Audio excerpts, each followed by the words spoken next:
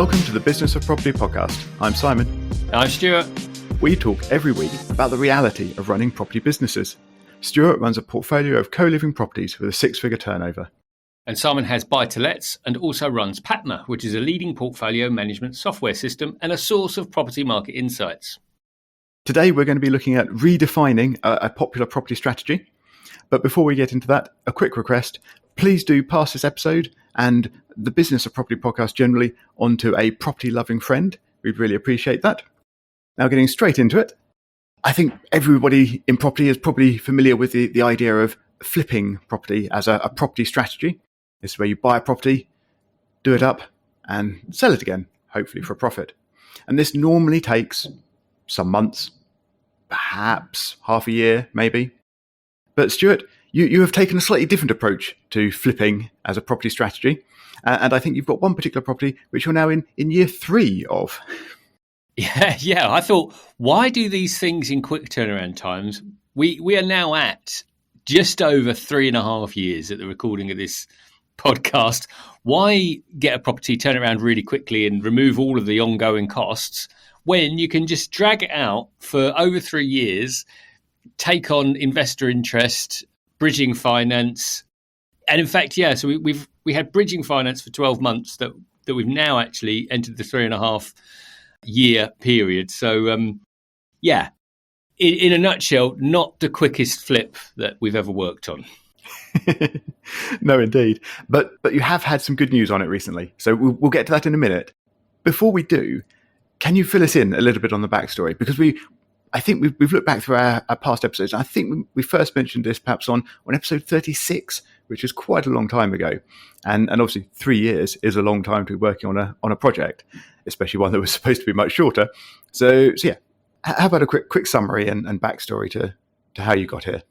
Yeah, so as Simon said, listen to episode 36, I think, where we introduce it. We also talk about it in episode 39, as well as lots of others. But in 39, I think I kind of just wiped my eye with a tear there, because I'm thinking episode 39, we were thinking we were about to sell it before the issue came up. So my sort of business partner and I on this particular project bought a flat in Croydon, right near East Croydon Station. It was a 2-bed flat, but it had a lot of space, and we converted. We took some of the space out of what was the living dining area, which was huge, and created a third bedroom. Essentially, it's a 2/3 bed now, and also introduced another bathroom. So it's now got 2 bathrooms, 3 bedrooms.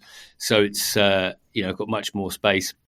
And that actually happened quite quickly. I think we'd finished the sort of works, and there was a lot of effort that had to go into that as well, because it's in a managed building, and that's where a lot of the pain comes from. And we had to get, obviously, permissions to do the work that we want to do. So as leaseholders, we had to speak with the managing agents on behalf of the freeholders and spend a lot of money for people to tell us that we could do what we could do. And we did it quite quickly. And then, because of the new legislation that came out following the Grenfell disaster, there was a thing called an external wall survey, an EWS1 form that needed to be complete, which would indicate that buildings, I believe, over 18 metres high, multiple storey buildings, were safe. And no one can contest that.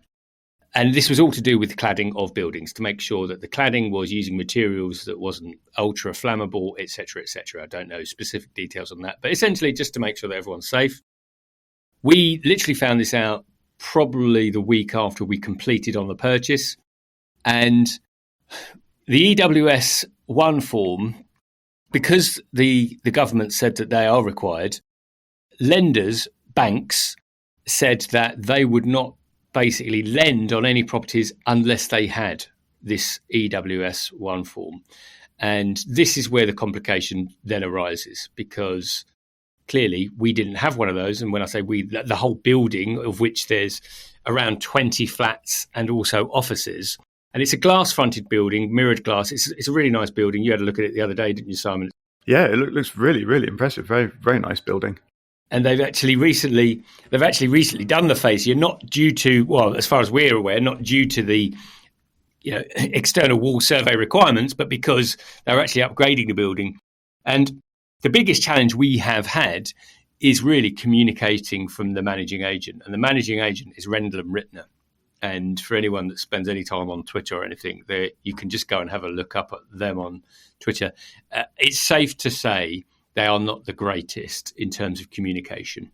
I'm not sure I've come across a managing agent that is, though.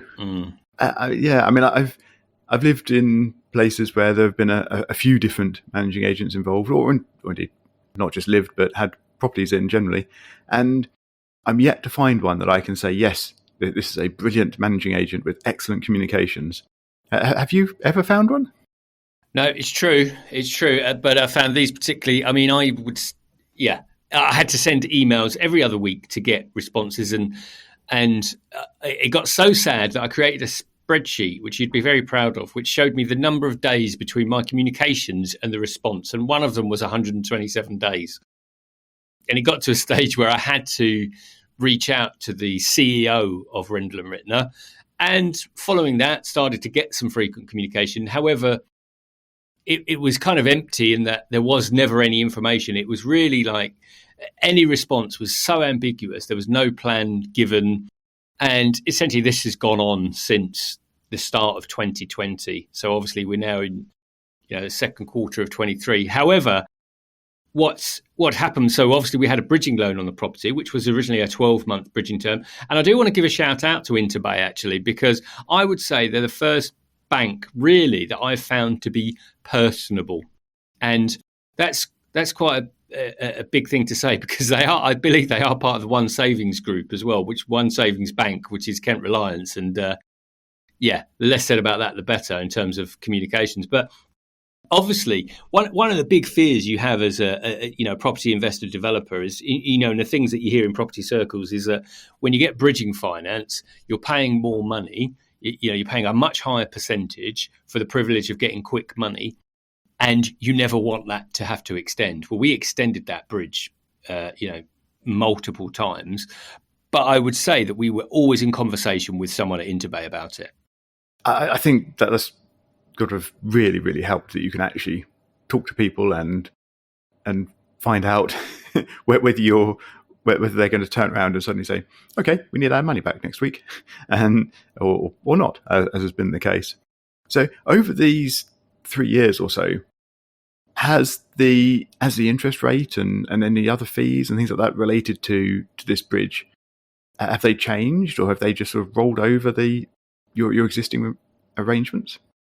So essentially every time you extend, so the original term was 12 months, so clearly you're paying the interest. Once that term ends, you then have to get that term extended, and typically that means additional fees. So I'm sure there's a big bracket of admin fees, because that's just standard. And I think for the most recent one, we also had to incur solicitor fees, because it was now over it's one of these things with the banks, you realize over time that there's some things that you can challenge and some things that you just have to move on and accept that if they're going to charge you a solicitor fee, you can say, well, why? Because I'm just signing this form. But anyway, we did. And I would say if I was going to share one big learning to anybody about this, is that I made sure that I was fully transparent with the bank and communicating anything I'd had at all times. And it got to a stage where I felt we had a good relationship. Now, actually, a few months ago, before we get to the good news, a few months ago, the guy that I was dealing with Interbay handed me over to the recovery team. Now, when that happens... That doesn't sound positive to me.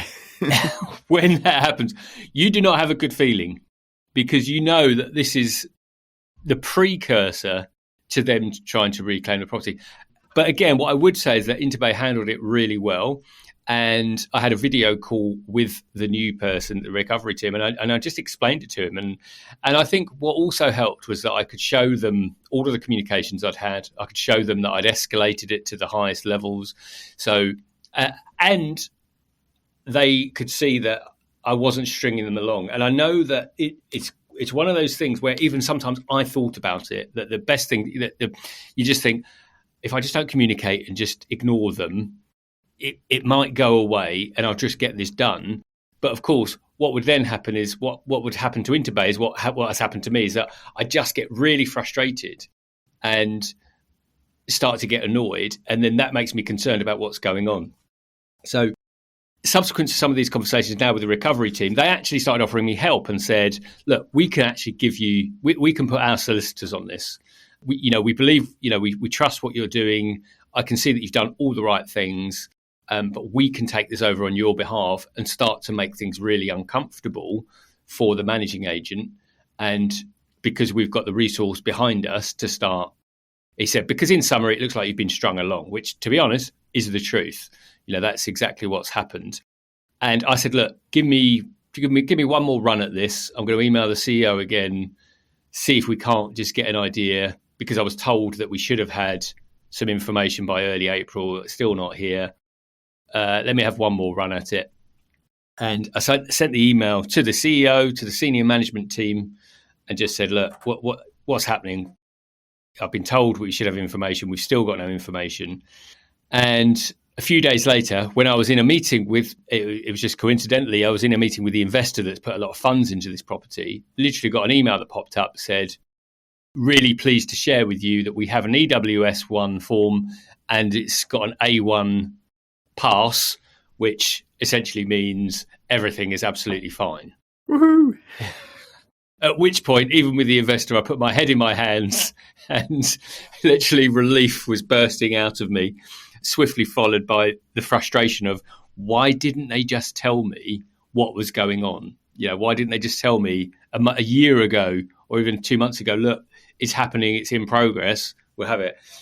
However, we've now got the EWS1 form, which now, in my simple brain, means we have a normal flat, in inverted commas. Indeed, it opens up, sort of, as you say, normal options. So you have the option of selling it because somebody else could potentially get a mortgage on it. And of course, it means that you have the option of getting a normal mortgage on it as well, rather than bridging finance.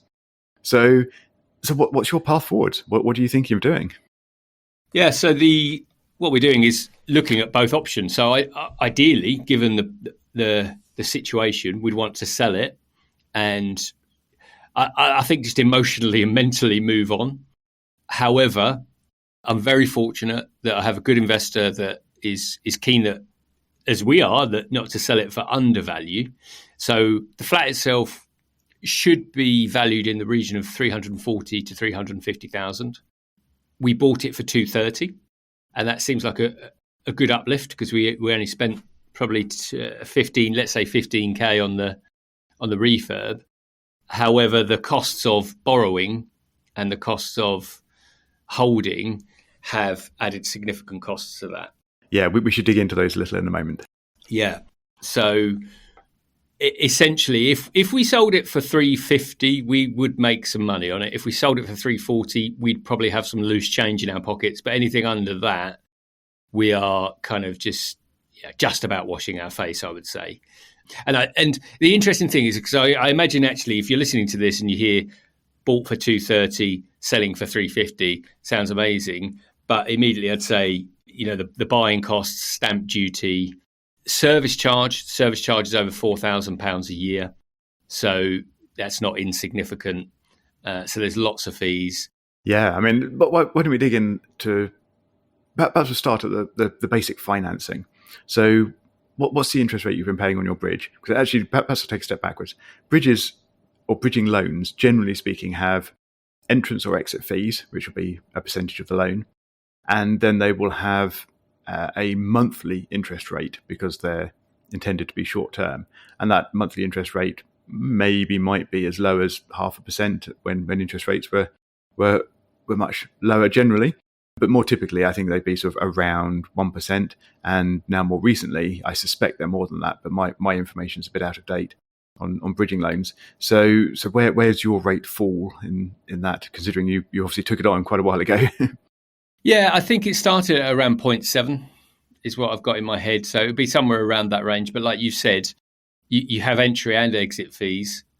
Again, it's been a while now, but I would imagine the entry fees, having a look at what I've got, is around, if we say £3,000 And the interesting thing is, the entry. So typically, what I've seen before in the past, an entry fee could be 1 or 2%, and the exit fee could be exactly the same.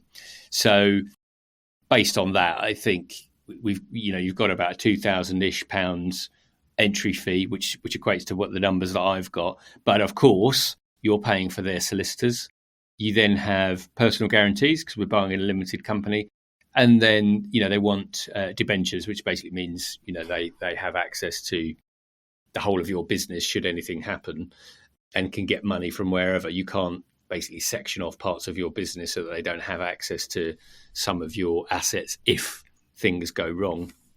And of course, you're paying their solicitors to do that, and you're also paying your solicitors because you need to have all of these legal documents read in front of you with solicitors to make sure you understand, etc. So essentially, you're talking about, I would say best part of £5,000 to take this loan, to start, to get into the loan. Yes, I mean, it all adds up quite quickly. But thankfully, you're now looking at getting out of this loan. So how and what sort of options have you been investigating for new, more normal financing? Yeah, and this is the funny thing is, and the ironic thing is, so we're now looking at a normal buy-to-let, a limited company buy-to-let. But of course, the interest rates have risen so much that they are much closer to what was the bridging fee, albeit without entry and exit fees. Having said that, of course, they now all have fees. So the options that we were given, so I'll just outline those. We were given 3 options, a 4.79%, 5.44%, and 5.64%. All very simple at that stage. So you go, okay, low rate to high rate. However, they've now attached the fees that, again, we've spoken about on past episodes, and we've spoken with Simon Glastonbury, our resident mortgage broker. The 4.79% product has a 5% fee. Now, when you first mentioned this to me, I was just, speechless. I mean, it's 5%. That's crazy. So on that loan, 5% fee is £6,375. So to get that borrowing, it's 6,375. Now, of course, you add it to the loan, but of course, you're then paying interest on that loan. The 5.44% had a 2% fee, which is slightly better, 2,550, and 5.64% also had a 2% fee. The only other variable was the valuation fees. So on the first 2 products, there was a £450 valuation fee. So obviously for their valuer to go around and make sure that your target price is what they agree with. And then the highest rate, the 5.64, there was a free valuation. I think just to add some extra, these are all 5-year fixed products you're looking at? Yes, exactly. So they're all 5-year fixed.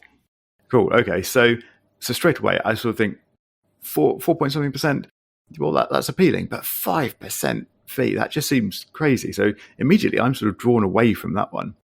But I think you've actually put some numbers together in a spreadsheet and worked out which one actually works out best over a 5-year course. So how did that go? Well, the interesting thing is if you just take all of the fees together, it's actually not, that much of a disparity as one might think, which is that the total 5-year cost of the 4.79 is 37,500, and the cost of the 5.64 is 38,500, give or take. So actually, over the term, there's a £1,000 different if we just look at those fees. However, what I then did, because I'm really sad, is I then added... Thorough is the word you're looking for. Sorry, thorough, because I'm very thorough. I added the fees into the loan amount and calculated the interest that would have been paid, or would be paid, with that fee. And essentially, from the lowest rate to the highest rate, there is about £200 difference, i.e., by going on their 4.79%, 5% fee, I would save around £200 versus the highest rate. It's almost like the mortgage companies have decided how much they want to make, and then they're just sort of putting it in different packaging. Well, and we've spoken about this before, and because for me it makes no sense because you're complicating something, and I think there is an argument to say that financial institutions love complicating things because people like us then just go, oh well, I don't know, give me that one, and actually don't do the necessary work. So I think that's part of it. But the only thing conclusion I can come to is that they want the fee up front because they can account for it. So ideally, you'd amortize. For all of them, you have to amortize. Obviously, the interest that we're paying to them is coming in on a monthly basis, whereas the fee, so this £6,000, would go straight into their cash flow profit on day one when that's paid. And that's the only reason I can see that there is a benefit to this, because otherwise you'd just say there's two products. One, there's a X percent plus this fee and an evaluation, and then there's product two, which is basically the same without a valuation fee and a lower fee and no valuation cost. Yeah, my take on it is that they perhaps actually don't care because they make such similar amounts of money overall and things. So my theory that has no real backing to it is that they actually are just intending to make the same amount of money, and they don't really care which product you go with. But they just know that out there in the market, some people will have a focus on their monthly expenditure, and other people will see the percentage upfront fees and focus on that. And they're just putting out different versions of basically the same product just to appeal to different audiences. That's my theory. Who knows? Yeah, it is a good point because the monthly cost would differ slightly. And if you are fully focused, which I was when I first came into property investing, I was just fully focused on that monthly amount and I wanted it to be the lowest, then I would just focus on that. So the other part of taking out a mortgage is considering how much you can borrow, and obviously you have to factor in stress rates and things like that. So how much of a loan are you expecting to get? Are you getting 75% or more or less, or where are you landing? Well, again, we haven't fully decided, but I think we will be landing at a 75% loan to value if we don't think we're going to get the values that we want to sell. So you think that on buy-to-let, on standard buy-to-let, 75% is sort of a normal level, but sometimes recently that's been hard to achieve because of stress rates and the higher interest rates and things. So you think you will actually be able to get 75%? Well, at the moment, it's looking okay. I mean, we are fortunate in the sense that because it's in central London or pretty close to London. I mean, the train journey is 5 minutes to the centre of London. So and there's trams, there's buses. So it's obviously it's in a good location for that. Because it's London, essentially the rent's now pushing £1,700, and based on the monthly cost, I think we just about, because like I say, the interest rate now is what the stress test rate was. So yeah, if we do go for the mortgage, then I think we're going to be just about there. There might be a few tweaks once we get a bit further into. But when I look at the current, so if we go for the product that we want to go for, it's around £1,200. So that rate is higher than the stress test rate because it's 5.64. So the stress test was 5.5. So we've already hit that. And then if I times that by 125%, we are still £200 less than what the current rent is. The challenge that we have is that the property still won't really be making any money because, as I say, but what would happen is that we unlock some capital to repay the investor, because right now we're paying a bridging loan fee, which is very high, and we're paying an investor a high interest rate too. And so obviously if we can bring one of those loans down, then we're paying obviously less and a lower fee. But because of the service charge and everything else, we're probably still underwater. Whether a buy-to-let flat can actually make any money, well, yes, that's a good topic. So one sort of final thing to mention on that, you mentioned 1,700 for rent for a 2-3 bedroom flat. Sort of heading into London. And I've just rented a 2-bedroom house in Red Hill for $1,650. I would have thought you'd be getting more than that for a flat much further into London. Is that sort of below market rate now? Is your tenant been in there for a while, or do you think that is actually what the market would expect? I think it's thereabouts. It could possibly be slightly lower. I mean, this tenant's probably been in there a year and a half, maybe 2 years. And as mentioned a few podcasts ago, we have put the rates up in the last, so each 6-month term, we have actually put the rates up. I mean, probably a year and a half ago, it was 1,500. So, you know, in the grand scheme, and again, given that they've been good tenants, etc., we were keen not to push it too hard. And in fact, we went slightly higher, negotiated, and have gone on 1,700. But I don't think we're far off, because I have looked at it recently. I think maybe you could say it's 1,750 or 1,800. But again, we've had people in there, they've been consistent, they're looking after the flat. So for that extra 50 quid, are we going to really annoy them? No, we're not. Yeah, no, not at this juncture anyway. Yeah, sounds very sensible. Well, I think I'll just say good luck with your decision, whether you refinance and keep it, or try and put it on the market and get out of your 3-year flip finally. And I'm sure we'll talk about it again in a few weeks' time once you've made a decision and update everyone. But until then, I think we're done for this week. So everyone listening, please do reach out and let us know what you think. You can reach us on show@thebusinessofproperty.com or at BIZ of Property on Twitter. And we will look forward to talking to you again next week.